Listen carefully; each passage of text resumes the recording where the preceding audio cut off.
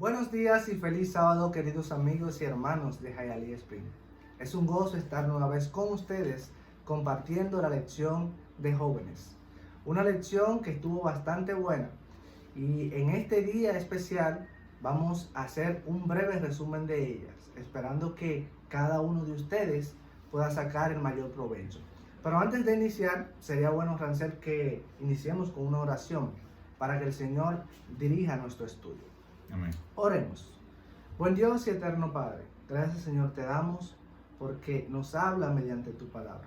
Queremos pedirte, Señor, que en esta mañana tú toques nuestros corazones y efectúes, Señor, un cambio en él.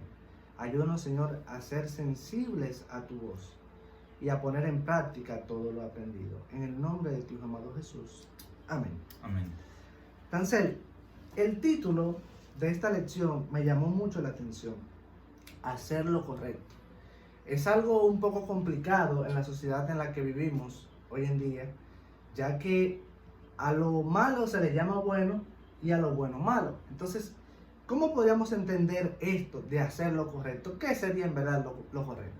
Sabes, es sumamente llamativo el título por tener esta declaración de hacer lo correcto.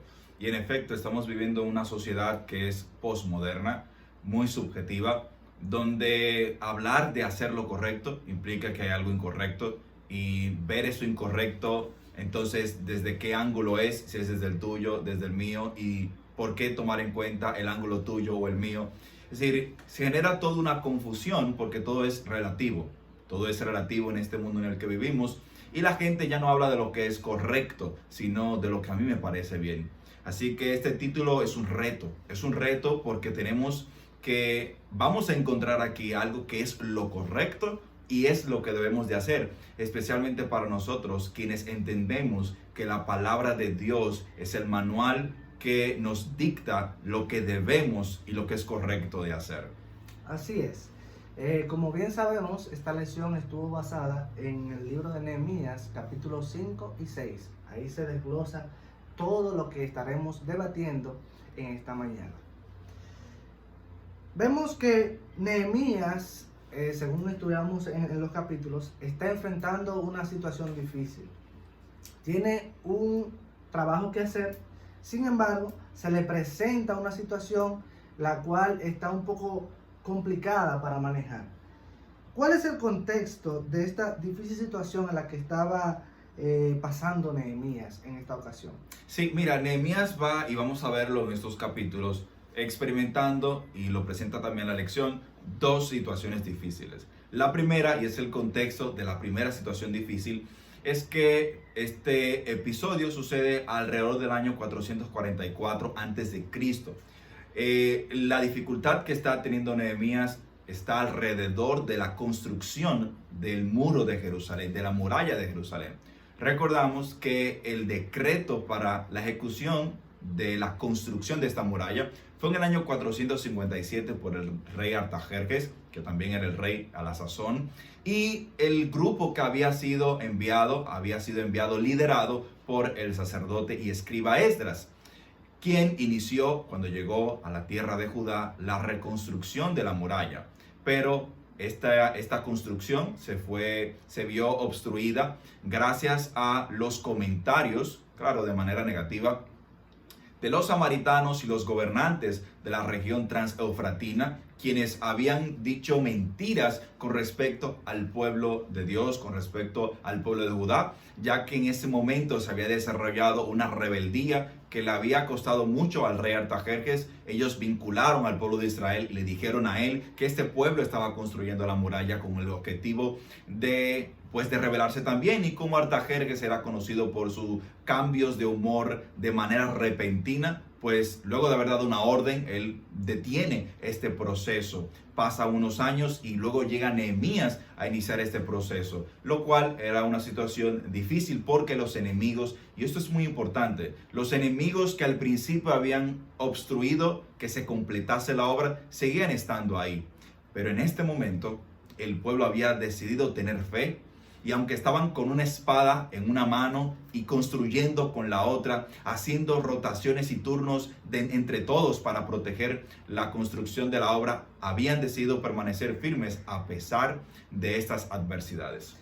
Es interesante, Rancel, ya que tú mencionas los enemigos externos que tenías, pero cuando estudiamos los capítulos nos damos cuenta de que está sucediendo algo a lo interno del pueblo. O sea, hay un conflicto a lo interno del pueblo, hay algo que está perjudicando la labor que se está haciendo, el trabajo que se quería hacer, hay algo que lo está obstruyendo. ¿A qué se refiere? O sea, ¿qué es lo que está surgiendo en lo interno del pueblo?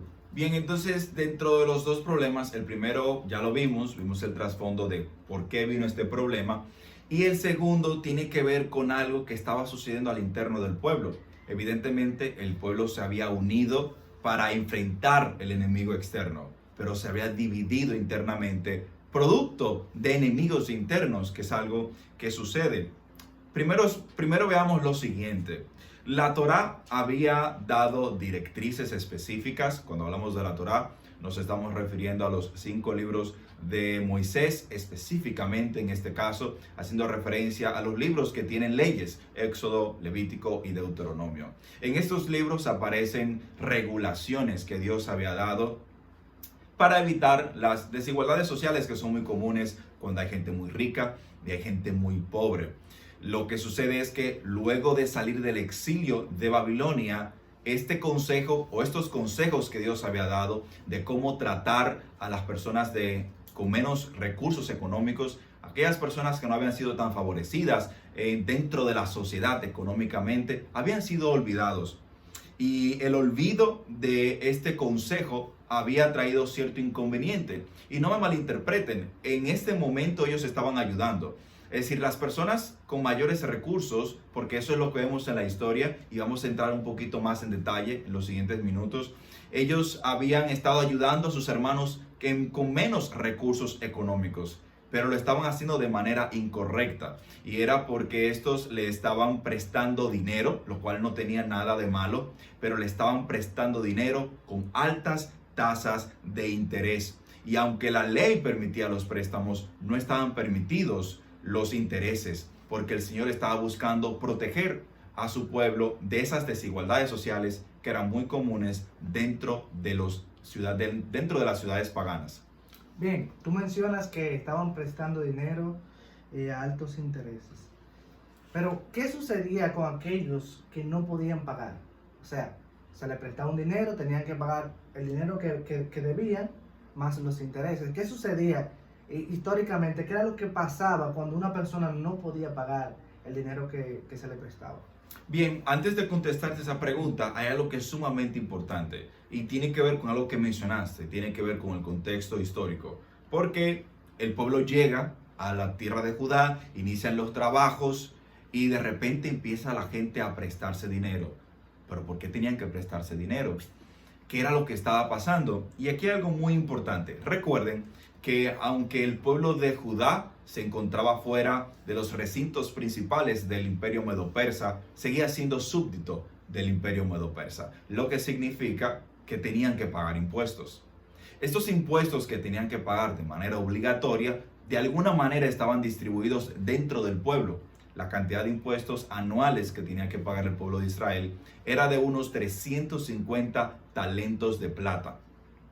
Entonces, ¿qué pasaba? Cuando una persona de escasos recursos no podía pagar el impuesto, pues evidentemente tenía que hacer una de dos cosas: o pedir dinero prestado a un hermano que le asistiese, o hipotecar su propiedad. Si cuando llegase el año siguiente esa persona no había resuelto el asunto de la deuda, no la había pagado, pues lo que generalmente se hacía en aquel entonces era vender a una persona, es decir, a un integrante de la familia, venderlo como esclavo. Y hay algo interesante que tenemos que tomar en cuenta. Todo el sistema, todo el plan económico y parte de la jurisprudencia judía tenía como objetivo evitar estas desigualdades sociales que se dan cuando tú prestas dinero y te quedas como un deudor y no logras poder pagarle a tus acreedores. tanto el sistema séptuple, es decir, cada 7 años de la libertad que se le daba a los esclavos, como el año o el sistema del jubileo, tenía como objetivo preservar al pueblo.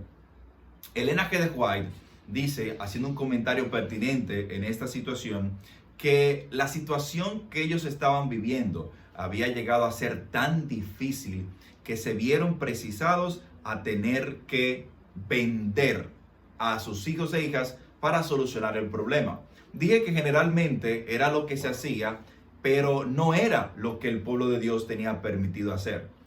Si vamos un poquito hacia atrás al libro de Levítico, vamos a ver que dentro de las estipulaciones y directrices que Dios le dio al pueblo, ellos cuando se viesen en condiciones económicas no muy alentadoras para ellos, condiciones económicas que rayaran con la pobreza, pues entonces tenían que prestar su servicio como criados, no venderse nunca como esclavos. El Señor le tenía a ellos prohibido el que se vendieran como esclavos entre hermanos y mucho menos al extranjero, por una razón muy importante. Y aquí viene una palabra que se repite muchísimo dentro de estos capítulos, que es recordar.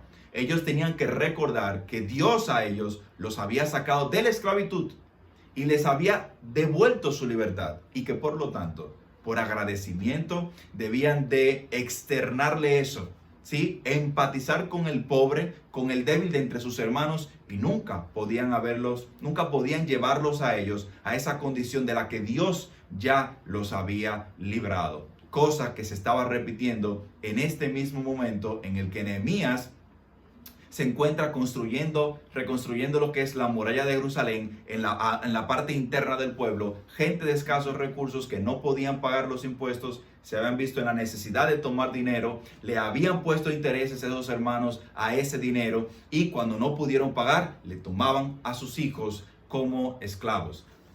Rancel, según veo y escucho lo que estás compartiendo, creo que estamos frente a una gran ironía, ya que el Señor los saca del cautiverio, pero ahora ellos son esclavos de sus hermanos. Así es decir, la libertad que Dios le había sido concedida a todos, ahora le es arrebatada por sus propios hermanos. Dios había utilizado al rey Ciro el Grande para dar el decreto con el primer grupo que vino junto con Zorobabel, ¿verdad? Al inicio. Y les había dado la libertad. Todos eran esclavos, ricos y pobres, todos eran esclavos. Y ahora cuando llegan a la tierra, los mismos que fueron libertados se encargan de esclavizar a sus propios hermanos. Así que les habían arrebatado esto que Dios les había dado de manera gratuita a cada uno de ellos. Así es.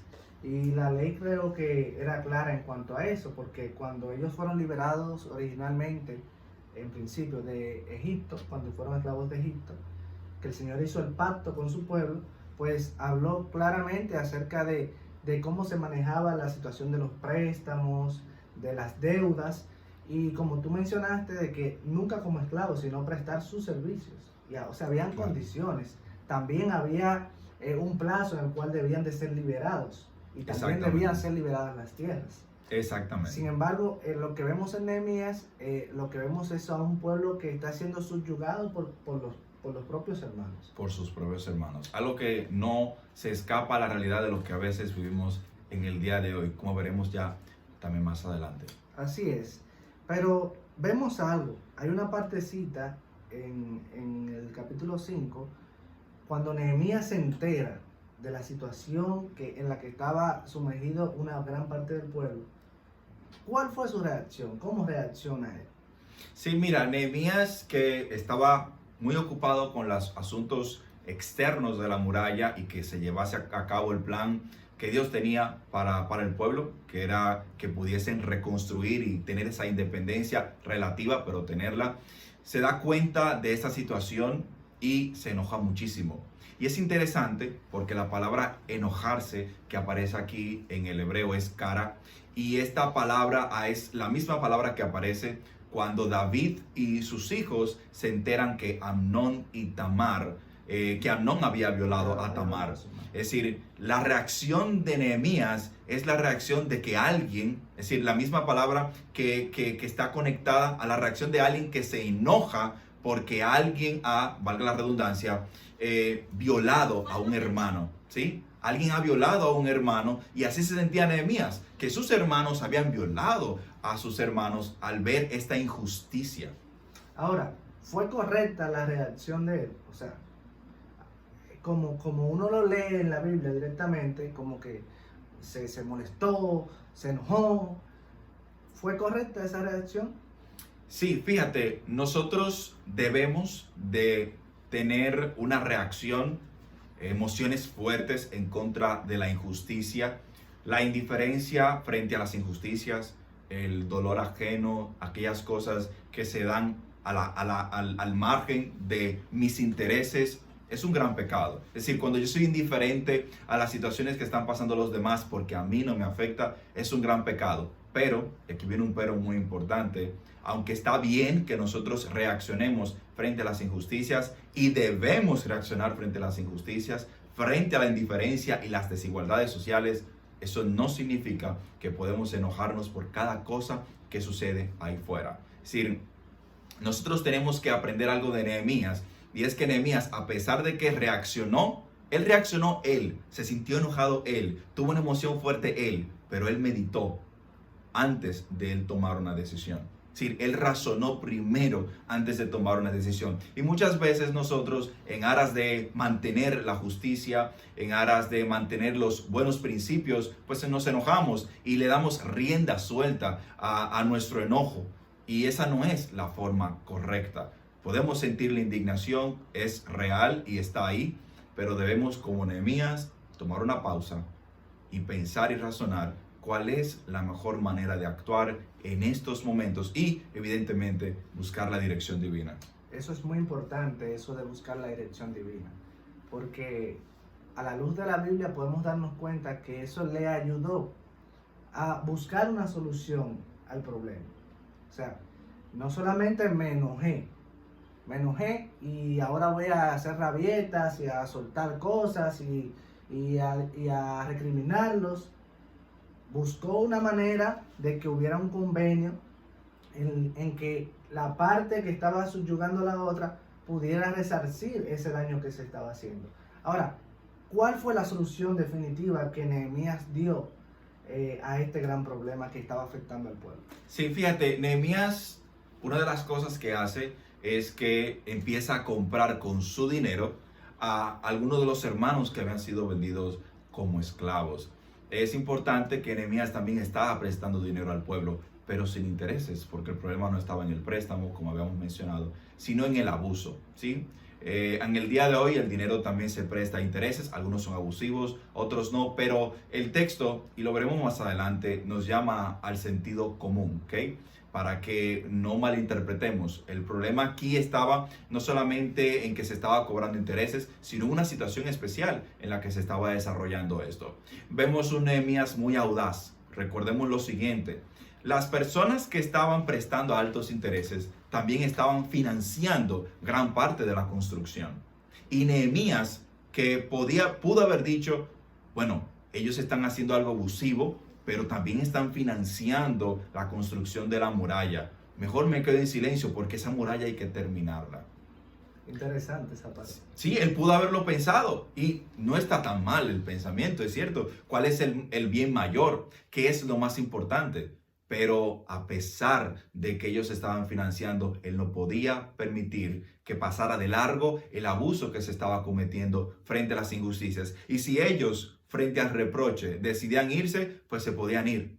Porque hay algo que tenemos que recordar, que a veces olvidamos, especialmente a veces a nivel de la cúpula. Se suele olvidar esto: el Señor es el que tiene el control de su obra. Si la obra no se va a caer porque dos o tres, porque se les reprenda, dejen de aportar económicamente. Si lo vemos de esa forma, Dios no es el que tiene el control de la obra, la tenemos nosotros, y tenemos nosotros que procurar que siempre estén los ingresos, aún de aquellas personas que están atropellando, actuando injustamente, dando un mal testimonio con respecto al mensaje y todo ese tipo de cosas que se pueden desprender de eso. En Nehemías vemos un ejemplo de mantenerse firme, y una de las cosas que él hace es que los llama aparte a los gobernantes y a la clase, llamémosle así, aristocrática, que era la que tenía mayor cantidad de recursos en ese momento, y les reprende. y ellos guardan silencio. Y luego, para poder causar un mayor impacto en ellos y que ellos se dieran cuenta de cuáles eran las consecuencias de ellos haber estado actuando de esa forma, él llama a una gran asamblea. Y durante esa gran asamblea vuelve y les reprocha para que ellos pudiesen palpar el daño que le estaban haciendo a la gente al estarle no solamente prestando, sino prestando altos intereses, y cuando no se le podía pagar, tomando a sus hermanos libres ya por Cristo, quien los había librado a través de Ciro, y volviéndolos a llevar a la esclavitud, generando en torno a gente muy pobre la pérdida casi total de la esperanza, porque hemos salido de la esclavitud y ahora hemos vuelto a ser esclavos. Así es. Ansel, hay algo importante en esta parte, y es que el Espíritu Santo tocó los corazones de aquellas personas que estaban afectando a sus hermanos. Nehemías hace un llamado, les plantea el problema, le dice, mire, ustedes están haciendo esto, y le dicen, ustedes deben de devolver la centésima parte del dinero prestado, devuelvan sus tierras, devuelvan esto, devuelvan lo otro, o sea, háganlos libres. Y el Espíritu Santo los convenció automáticamente. Ellos no refutaron. La Biblia no menciona que refutaron, tampoco lo dice la sierva de Dios. Simplemente ellos dijeron, eso haremos. Y es importante, ya que cuando nosotros estamos haciendo la obra de Dios, cuando el Señor está al frente de su obra, Él se encarga de lo demás. Lo importante es que nosotros tomemos la decisión correcta en el momento, que hagamos como hizo Nehemías en esta ocasión, que como tú mencionaste, estuvo frente a una situación muy difícil con personas que estaban financiando la obra. Sin embargo, él no tuvo temor a perder esos beneficios que estaba recibiendo. Claro. Simplemente se decidió por hacer lo correcto, que es el título central de esta lección, hacer lo correcto. Exacto. Y parecería un poco complicado, porque lo correcto era reconstruir las murallas en ese entonces.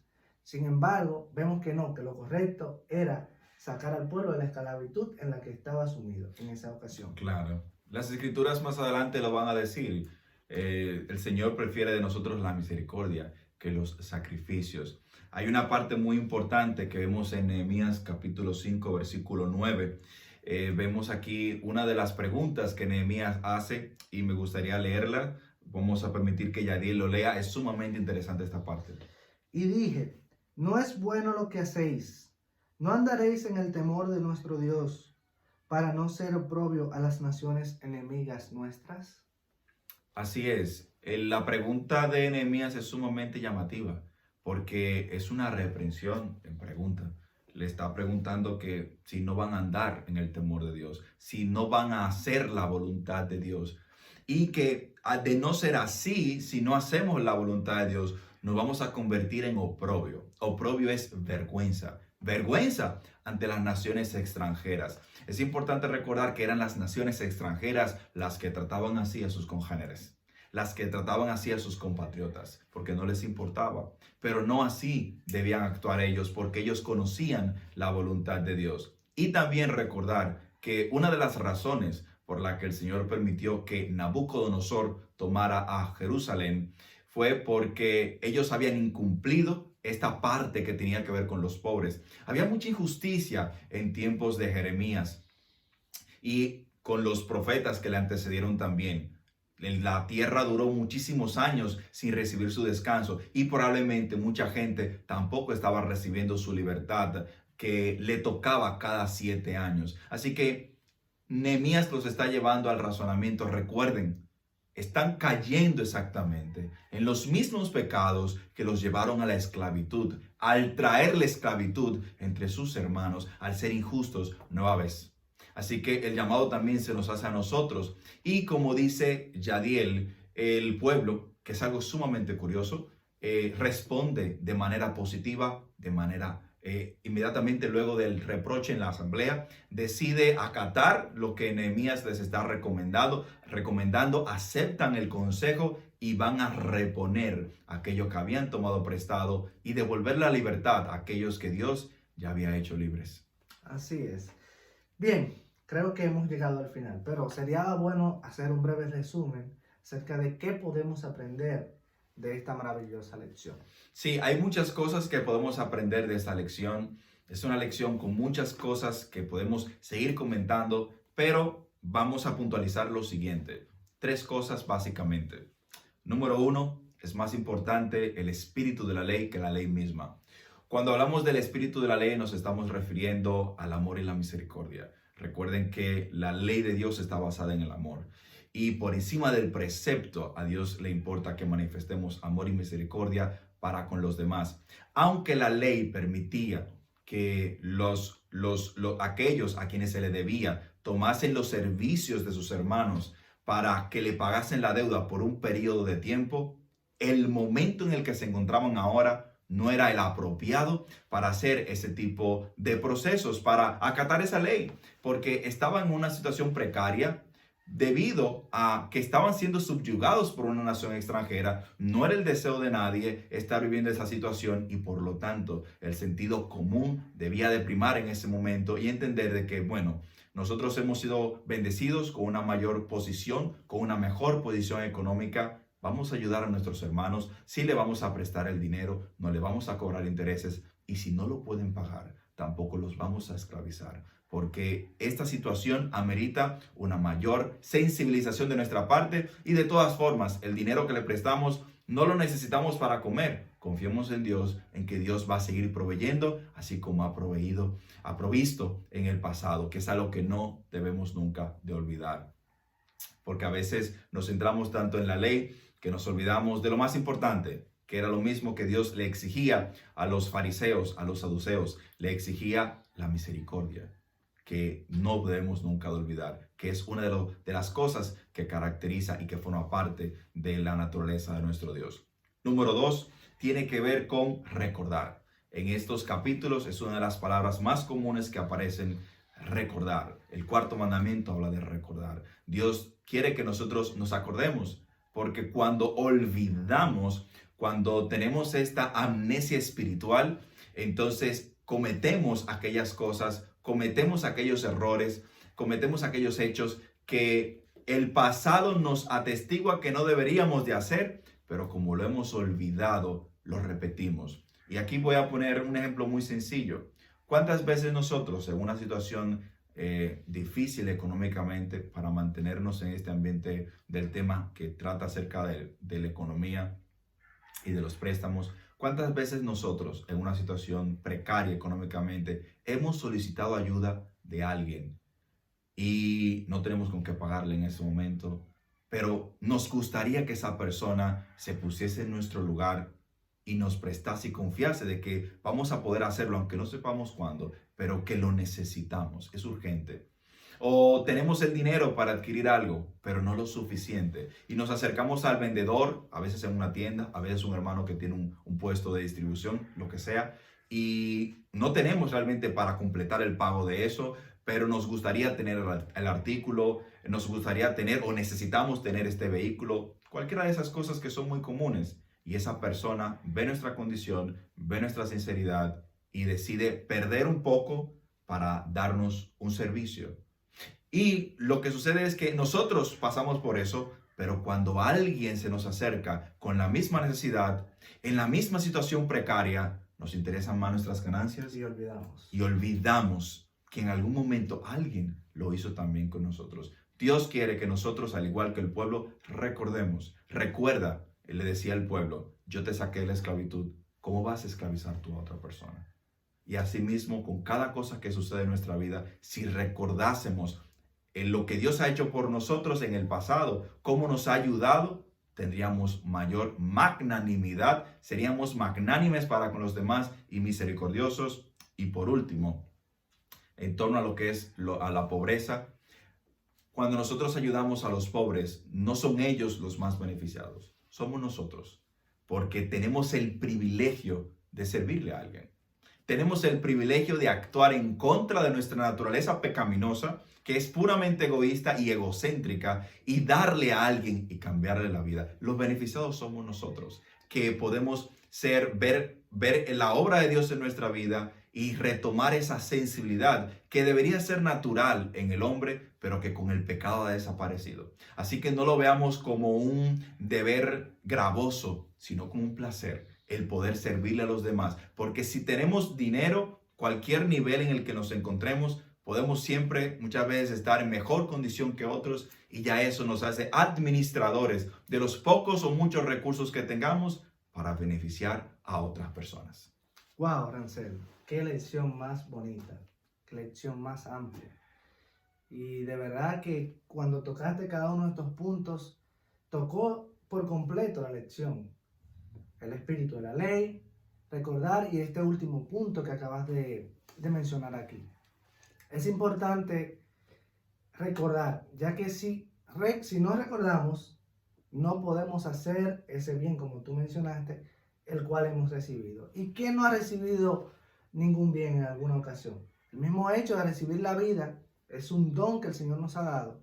Y cuando vemos una persona que está a punto de perderla por una situación a veces económica, que lo lleva a no poder costear su salud, o sea, es algo que nos da la oportunidad a nosotros para poder ayudarlos. Hasta este momento, la lección ha sido muy jugosa. Esperamos que podamos ponerla en práctica, que cada uno de nosotros podamos memorizar, pensar en ella, y que podamos poner en práctica todas estas enseñanzas. El pueblo estuvo sumido en una gran situación por sus propios hermanos. No seamos nosotros aquellos que estemos subyugando a nuestros hermanos, sino aquellas personas que extiendan la mano al prójimo. Que el Señor nos bendiga. Vamos a tener una oración para finalizar esta hermosa lección. Oremos. Buen Dios y eterno Padre, gracias, Señor, te damos por esta bella lección. Queremos pedirte, oh Señor, que tú sigas trabajando en nuestros corazones, que tú nos hagas, Señor, sensibles al dolor de nuestros semejantes, que nos ayude, Señor, a extender la mano al que cae, que nos ayude, Señor, a ayudar al que está necesitado. Ayúdanos, Señor, a no maltratarle, sino ayudarle, Señor, a levantarse. Gracias, Señor, por estos maravillosos ejemplos que nos dejan las Escrituras, que nos hace una vez más entender el amor inmensurable que tú tienes para con cada uno de nosotros. Síguenos, Señor, protegiéndonos. En el nombre de Jesús. Amén. Feliz sábado, hermanos.